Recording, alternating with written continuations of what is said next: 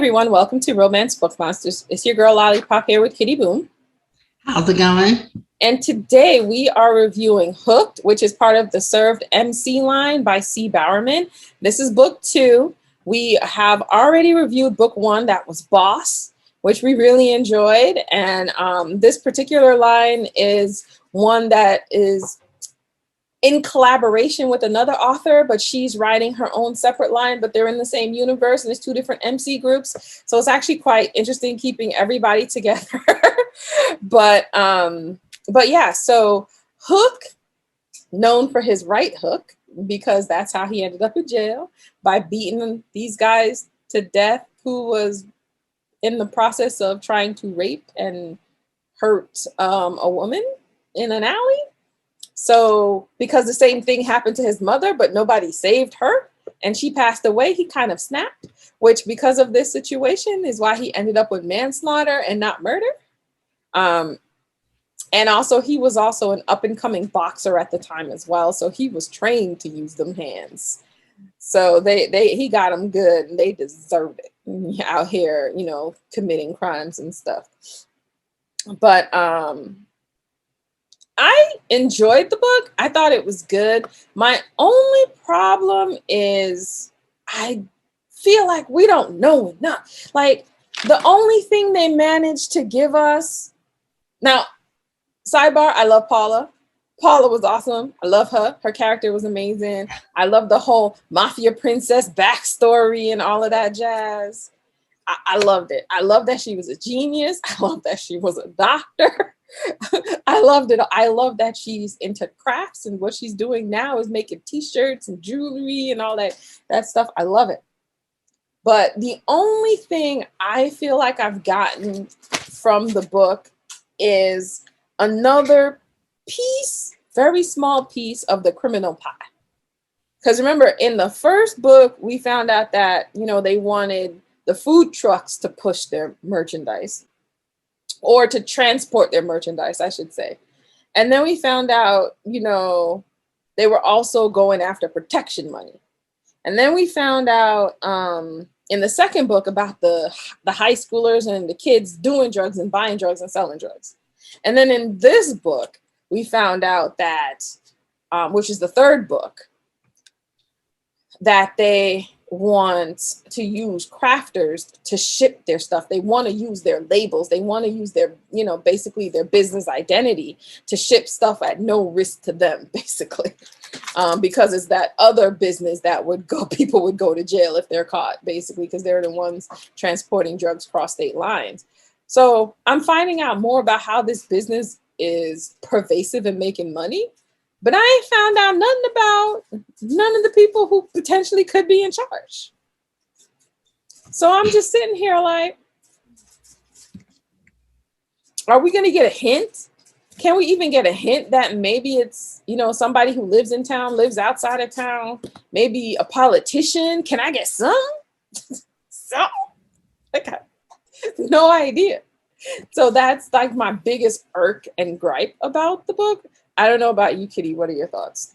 Oh my gosh, you know that is like a serious gripe of mine about this book. So to begin with, like the book as a standalone, not like taking any of the other books into consideration that's connected to it. I loved Hook. Like Hook is a great book as a standalone. Like, yes, I love Paula. Like I was in moral just outrage over Paula's situation.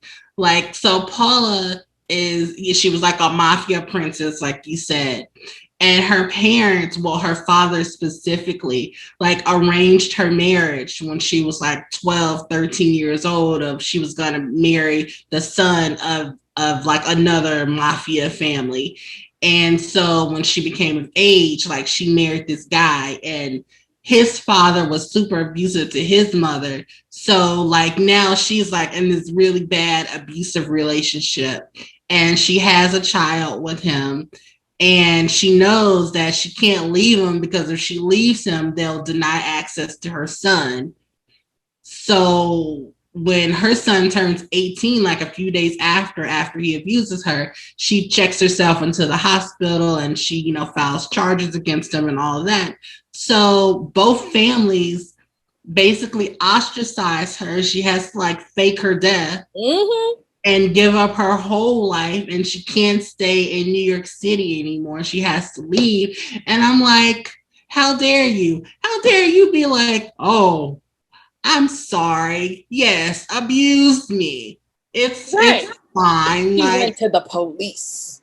it's fine to be abused. You know, it's horrible that you now have to be punished for what you did to me. Let her just stay silent and like take everything that's being doled out to you. And it's like, how dare you? That was crazy. Right. And the father did it sneakily too, because her older brothers didn't know about it. And he waited until they were out of the country to marry her to this dude. Because by the time they came back and realized what was going on, it was too late. She was already married and I think pregnant at the time. Yeah, and it's like ridiculous. You know she's being abused. You can't tell me everybody did not know. Everybody. But yet, you know, you expect her to suffer in silence. You don't help. Like they could have offed them themselves. They could have, yeah. So like now she's like in this other city, and like you said, she's a doctor who now is doing craft work. And I would be outraged at that fact too, but it seemed like she never really wanted to be a doctor. It's just something that they decided for her, that was going to be her job for their family. But you know what? It worked out in her favor though. It did. Because then she also had the clinic where she was taking care of people who were injured and stuff, but she was skimming money off the top, and she was able to put that as a slush fund. Yeah.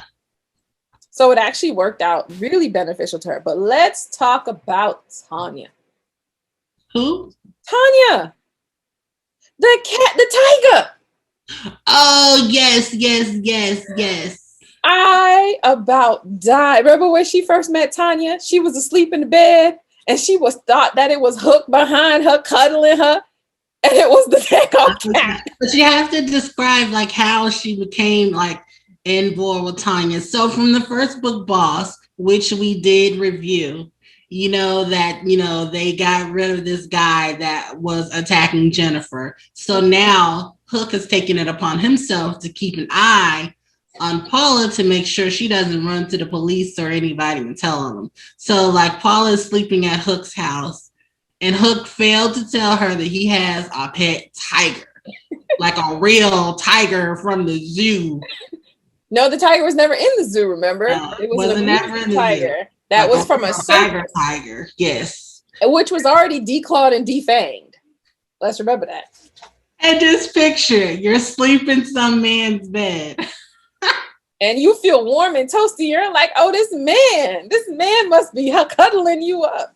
And you wake up and there's a full-grown tiger standing above you. And you run in the bathroom and there's a big ass snake in there.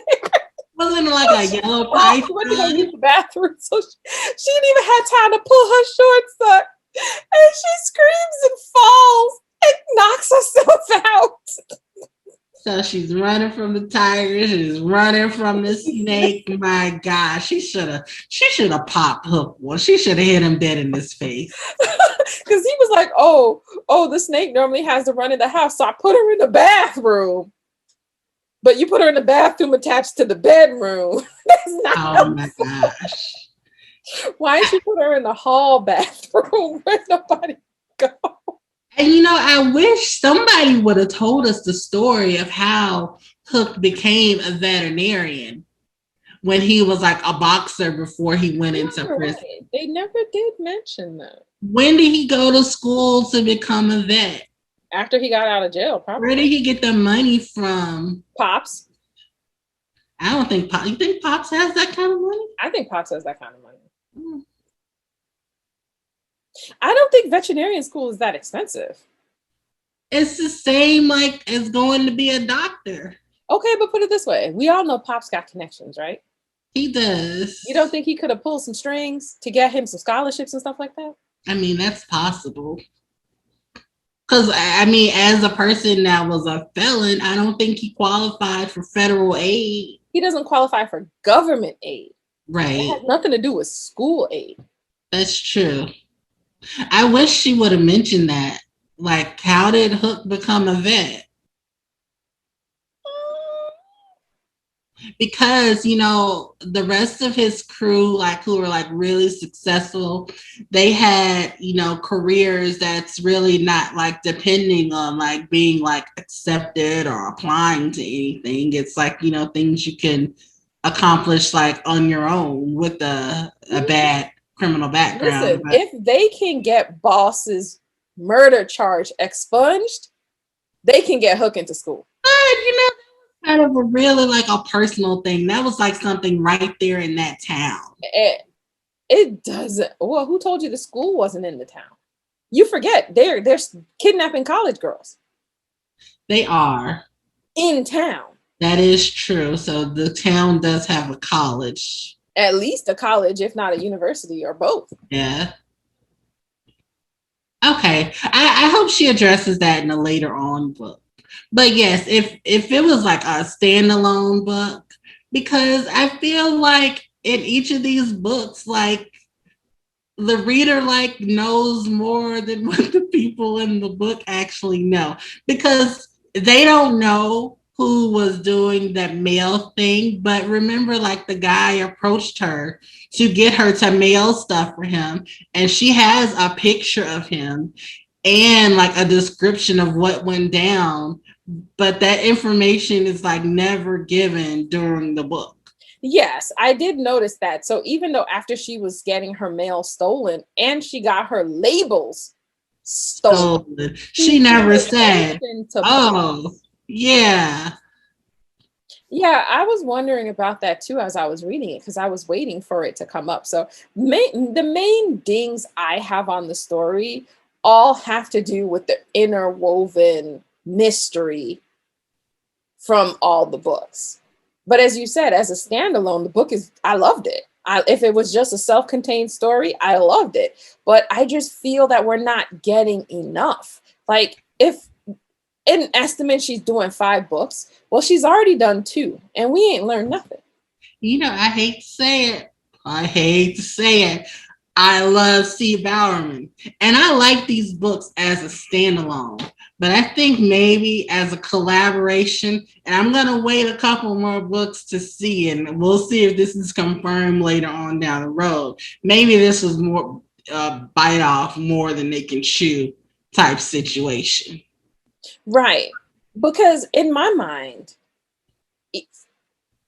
it's very doable.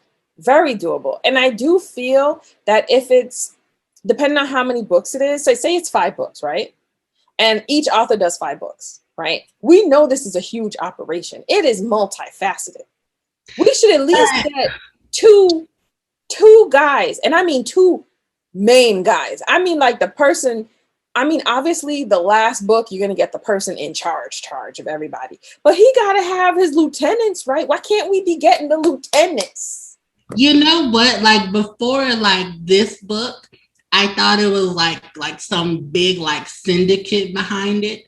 But this thing with the mailing, either like it's not connected or it's not a criminal mastermind behind it. It's just somebody that's getting like really good ideas on how to break the law. Well, if you think about it, right? So, for example, if you're mailing, like normally she would be mailing a small box of maybe 1 or 2 pairs of earrings to somebody, right. Maybe even 5 pairs, right? But if the person has a big box, because remember, they stole the jewelry. They ain't take nothing else, but they did steal the jewelry. Why? Because if you think about crack cocaine, right? Or heroin or meth rocks, right? They put them in the little baggies if to sell, right? An individual sale. So right, they're already pre-putting them in the little baggies and then putting jewelry on top, and they ship it in a bigger box. It could be thousands of dollars worth of drugs being shipped in that one box.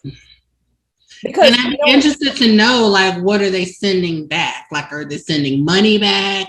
Are they sending guns back? So that's going to be interesting to find out too. I don't even think they're sending anything back necessarily. They just said that they could send stuff back because all they would have to do is put return to sender on it, because they're stealing all her mail. Yeah. All her packages. I almost feel like this story needs a second book, but there's like no time for that. Right, exactly. So we'll see what happens, because it's not just happening to her. And she's not the only one reporting it. Other crafters are reporting the same thing. So if you think about it, if they stole their labels and they have, because you normally when you have a small business, you're buying stuff in bulk. You're not going to buy 10 labels because it's going to cost you $5 a label versus buying 100 labels at $1 a label. Like, you know, like, which is why I also say, like, this person, like, they have to, like, not be like a criminal. It just has to be good ideas. Because why not just, you know, get somebody that's already local on their product, become a crafts person? Because they don't want it tied to them. Because the key here is that if the person gets caught, they're going to get caught. Yeah, they don't know who's doing it. But I mean, the people that are selling it in the little, you know, in the food trucks, they have a person that's connected to the people that they know. So, you know, why must this operation be like so completely anonymous? Yeah, and then you have with the girls, they're kidnapping the girls and they have a contact person that they are giving the girls over to. So yeah, I'm really not understanding like the need for this like complete anonymity with the packages when they've already had someone approach her about the packages. I wonder, but see, that's the thing though, but the packages would come up under federal. This is local and they have a lot of cops in their pocket. That is true too. So that's different because it's in the mail. So that's feds. Yeah, now they're going into that phrase that they love using on like Law and Order, those RICO charges when you go out of state. It's true. But yeah, so for me, otherwise, if it was a solo book, 5 out of 5. Excellent. Yeah. I'm frustrated with not finding out more about the story. I give it a 4. And I just same. I give it a 4 also, but only because I didn't find out like anything about who is behind this whole like dirty cop drug, you know, kidnapping situation. But the book by itself was a really good story. Like I love both characters. I love the introduction of the animals into it. And yeah, it was a really good, solid story as a standalone. I just didn't like as a part of this series that nothing new, it hasn't been revealed. And we're like technically 3 books in. Right. 3 books in. I don't even have a silhouette. like not even it might be this organization or that organization, and we need to dig deeper into them to find out more information about who's running it. Nothing at all. And I hope it doesn't get bigger and like from now on, like it's like, you know, meant to solve it. I almost feel like if it was just like one person, like if this was the boss getting like several stories and the series was unfolding because he's a cop, so he would like be working on it in every series versus like someone like Hook having a story in this series. Like he's not necessarily involved in like the figuring out of who's doing it because he's not a policeman, he's a veterinarian. Right. So it's not as like natural in getting him in like the thick of like figuring out like the mystery of it all. So I die though because Sin and his guys, when they show up and they're like, you guys got the best snacks. We eat like kings. So of course we brought presents. He brought the guys that kidnapped Paula. I love that. Yes. She's like the best snacks. We eat like kings. Like we need a spoon and everything. He's like, how is this a hangout? We're sitting here drinking high-end coffee with napkins in our laps. It's like, how is this a rough and tumble motorcycle club? He's like, well, this is good. It's delicious. Didn't be hooking them up. I know the women in their lives treat them good, for sure, for sure. And I know that this is like an older set. I'm like, is nobody gonna get knocked up? You know, the whole Sin's girlfriend might get knocked up. She's young. She's 20. He's young too. I feel like the babies might end up in more Naxaries because these people, they're all in their 40s and 50s. I don't see them having babies. But Sin's like Hook is like the youngest, and he's like in his like early 40s. Yeah, there's not gonna be no babies in the serve time MC, but there might be babies in Sin's group because they're all in their 30s. Yeah, I do love when Paula's son comes to visit and he's playing with the tiger. He's like, how you got a tiger? And we're like, you're now a mob boss. Like, come on now. On the floor with the tiger. Rubbing her neck, she purring. But thank you for joining us today as we talked a little bit about Hook. Let us know your thoughts in the comments. Did you like this book? Did you want more from this book?